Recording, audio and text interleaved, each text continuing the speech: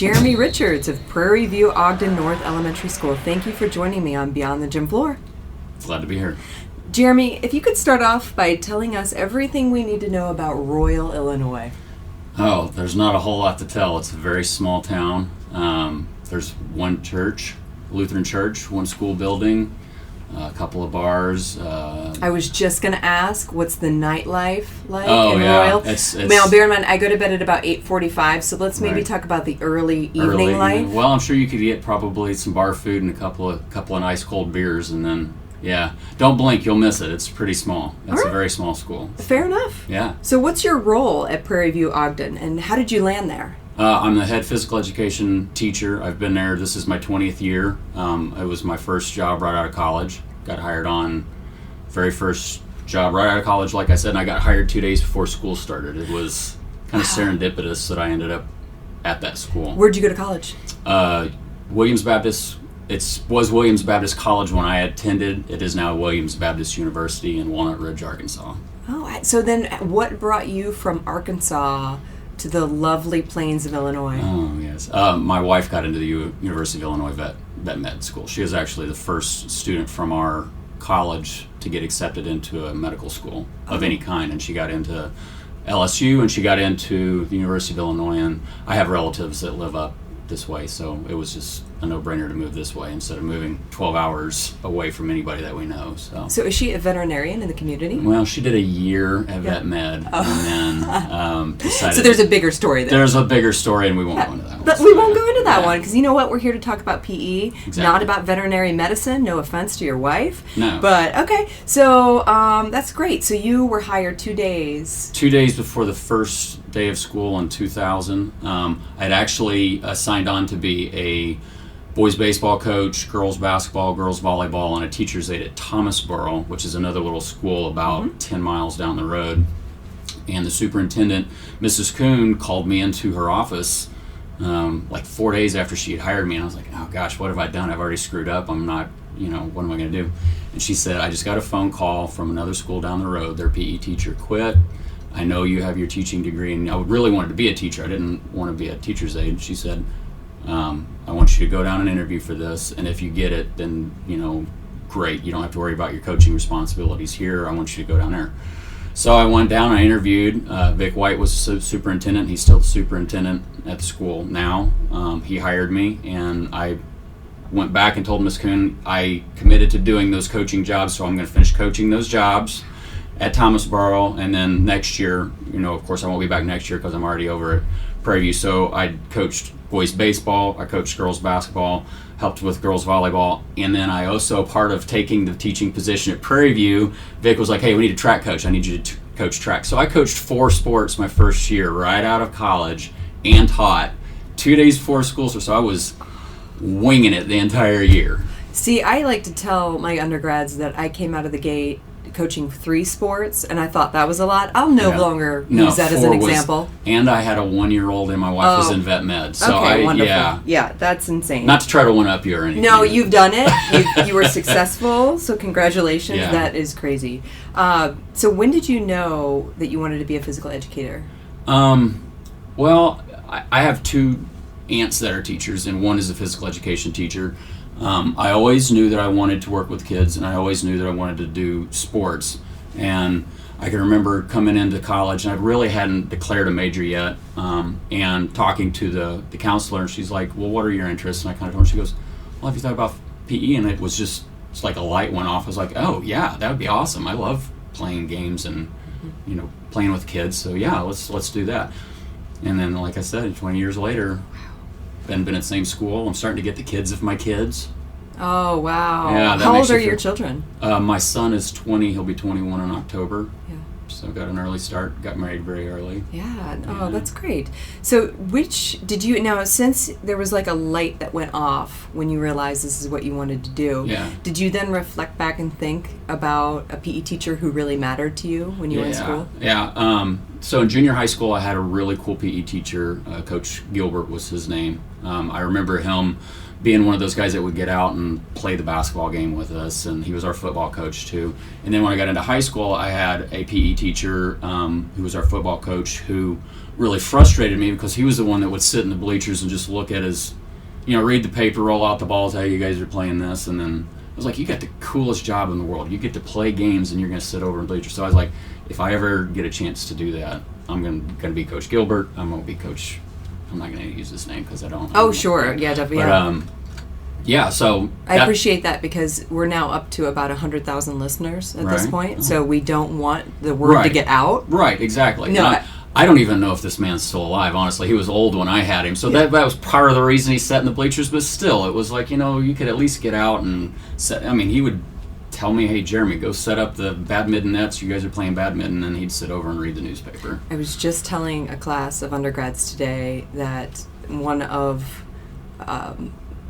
my most profound memories of teaching in Philadelphia was seeing this coach who was a legend in the community sit for elementary PE lessons. He would sit in the bleachers. Yeah. It just at the time, I could not believe it. I mean, you are so revered among everyone in this town, and yet they don't know that you sit down while you teach elementary PE.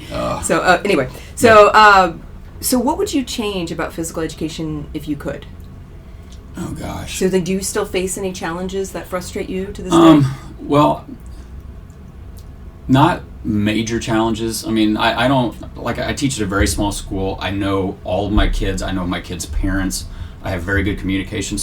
And discipline's really not much of an issue at my school. I mean, it's not. It's just, I know that the little problems that I have are nothing compared to what they're going to have in Champaign and Urbana. So I am afforded the opportunity to do a lot with my kids. And the only frustration would be more funding. I mean, it would always be nice to have more money to buy cooler equipment for the kids to use. So I guess that would be my major, thing that I would like to improve about physical education in my building. Yeah, so for the most part, you're supported by administration, by parents. Exactly, yeah. That's lucky. Yeah. So what's the most important lesson your students have taught you throughout these 20 years? Not to judge a book by the cover. And not to be so quick to, if a kid's lashing out, think that it's personal. It's 9 times out of 10 something at home's going on that's causing them to be that way. And just, building those relationships with kids. Mm-hmm. That's the important thing. I mean, because when you build a good relationship and the rapport with the kid, they start to open up, and then discipline usually doesn't become an issue. I mean, that's what I would tell a new teacher is build a rapport with your students. If you can build a really good rapport with your students, discipline will not be an issue. And if it is, it's not going to be a major issue. So you just mentioned this idea of teaching them about building rapport. Is there another piece of critical advice that you would give the cohort of Illinois undergrads who are thinking about PE teaching as a career? You need to befriend 2 people for sure in the building. The janitor. You need to make sure you're on really good terms with that person because they're gonna help in more ways than you can imagine. And the building secretary. Become their friend. Yeah. Those are of the people that you're going to be coming in contact each day. Those 2 people are very important. Yeah. I mean, I eat lunch with my janitor every day. We sit and we bounce ideas off each other. He's a super cool dude. I love it. Super cool dude. And then I actually teach in 2 different buildings. I start my day in Royal, and I end my day in Ogden. So I have 2 different secretaries, and I always stick my head in the office. Hey, how's it going? Do I need to know anything that's going on? Because I'm in 2 different buildings. I don't know. And so building relationships with the people in your building. Yeah, exactly. So do you have any elementary students who are not into physical activity? I know it's more common at the middle, high school level. Yeah. And if so, how do you try to reach them? Yeah, I mean, that's one of the challenges you face because not every activity that you're going to do with the kids, each kid's going to really be interested in or want to participate in. The way that I motivate my kids is I get out on the floor and I'm doing stuff with them. I always tell my kids, especially if we're doing anything that's hard, I'm not going to do anything, or I'm not going to ask you to do anything that I'm not willing to do myself. If we're doing push-ups that day, hey, I'm doing push-ups with them. Mm-hmm. If we're running laps or we're taking a test that's a timing running test, I'll run it with them. Like, hey, I'm 41 years old. I can still do it. Let's get out here and do this, So just, and then finding those kids that aren't super athletic or not really into PE, finding out what their interests are, and then bringing that back around and relating it to something in physical education, and maybe tying that into some kind of a game that you're playing. And light goes off. Oh yeah, I can do that. That's great. Yeah. Do you have a teaching highlight? And I know you probably have several, but one that comes to mind. Geez, over 20 years. I know. Yeah, nothing like super jumps out at me. I've got so many funny stories. I could sit here for an hour and talk about just funny stories and stuff. I guess the first thing that pops in my head is the first time that I had, first day I was in the new build. So I started out my career, I started in Flatville, Illinois. I taught at the junior high, and then I would end my days in Royal. And we kind of went through a little downsizing back mid-2000s. We had to release a couple of teachers, and one of them was the other physical education teacher. So when that happened, my assignment got changed from junior high to now I was all K through 6th grade. And I would start my days in Royal and finish in Ogden. Well, I never really had any interaction with the Ogden building or with those students until they had come to the junior high. So when I started teaching the elementary, I had to introduce myself to all the kids that were down at the Ogden. They see me come in and out. They know I'm the other PE teacher, I'm the coach, whatnot. So I'm introducing myself to a 3rd grade class. And this little boy raises his hands and he goes, "So you're Mr. Richards?" I said, "Yes." He goes, "My mom had you. She said you were the coolest PE teacher ever." And I was like, "Oh, that is so awesome," and I feel so old right now. Yeah, that really would be jarring for the first time. Yeah, but the fact that his mom had said, "Oh, you're gonna have Mr. Richards. He was the coolest PE teacher ever. You're gonna love that." Pros and cons. Yeah, pros and exactly. Cons. Exactly. So, Jeremy, since you are royalty, so to speak, and did you see what I did there? I mean, is that the worst royal joke you've ever heard? It was pretty bad. It's really bad. I'm the one who said it. I know. That was actually like a classic dad joke that I've just said. But regardless, your students and the fans of this podcast need to know, what do you listen to in the car?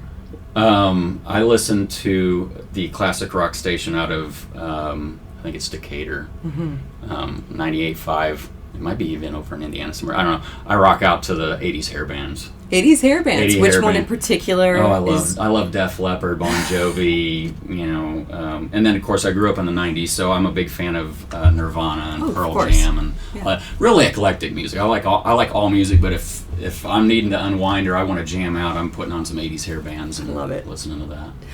Favorite snack? Cashews. Cashews, great choice. Yeah. Last week's guest said tuna, so you could have said anything and you would have won this competition. Favorite toy as a kid? A baseball glove. Your baseball glove? Yeah. You get out there all the time? Oh, well, yeah. And so, funny story, my dad worked 3rd shift when I was growing up, so he wasn't home a whole lot to play ball with me when I get home from school. So I'm right-handed, and I learned how to bat left-handed because tossing the ball up and trying to hit it myself, I couldn't toss it very well with my left hand, but I could toss it really good with my right and then swing lefty and hit it. So interesting. Yeah. So growing up, I was a right-handed pitcher and a left-handed batter. I bet your coaches love that. Oh yeah. I played pee-wee ball all the way up through junior high. Played high school ball. Played baseball in college. So that's neat. So, let's see, first concert, did you get to see any of these hair bands? No, I never. You know what, the funny thing is, I'm such a big fan, but I've never been to a hair band concert. Metallica is on tour, and I really wish I could get some tickets to go to Metallica, but I'm not going to pay $1,000 to go. No, I know. That. My first concert I ever saw was actually a Jars of Clay, which is a Christian rock band. Yeah, I've heard of them. Yeah, sure. I went and saw them in college with my wife. So Very that was nice. the first Your one. first concert was in college. Yeah. Wow. Yeah, no, that's cool. I lived a sheltered life growing Sheltered up. life, I love it. So finally, when you're not inspiring this next generation of active movers, what TV show do you look forward to listening to or watching? Watching? Yes. I'm a big fan of The Walking Dead. The Walking Dead? Yeah. I can't do zombies. Yeah, I didn't think I would like zombies, and then I got caught up in a marathon they were having one weekend about 2 seasons in. I'm like, this is more about, it's not so much zombies, it's how people are going to react when the world goes to crap and the choices they have to make. So the zombies are kind of a background. Yeah. But But isn't it kind of terrifying to think about what humans are going to devolve? I mean, that actually might devolve into. Yes. Yeah. So I don't know if I can handle even that element. Some of that show is extremely dark and heavy, but at the same time, it's like, oh man, what would you do in that situation? Yeah. You know. I don't want to think about it. Well, thank you, Jeremy, so much for being on Beyond the Gym Floor. Well, thank you for having me. No Appreciate problem. it. Yeah. Take care. If you would like to be a guest or simply have a comment or a question, you can reach me, Jamie O'Connor, at beyondthegymfloor@gmail.com. Encourage your friends to listen and subscribe to the show either through iTunes, iHeartRadio, or Spotify. Thanks for listening, folks.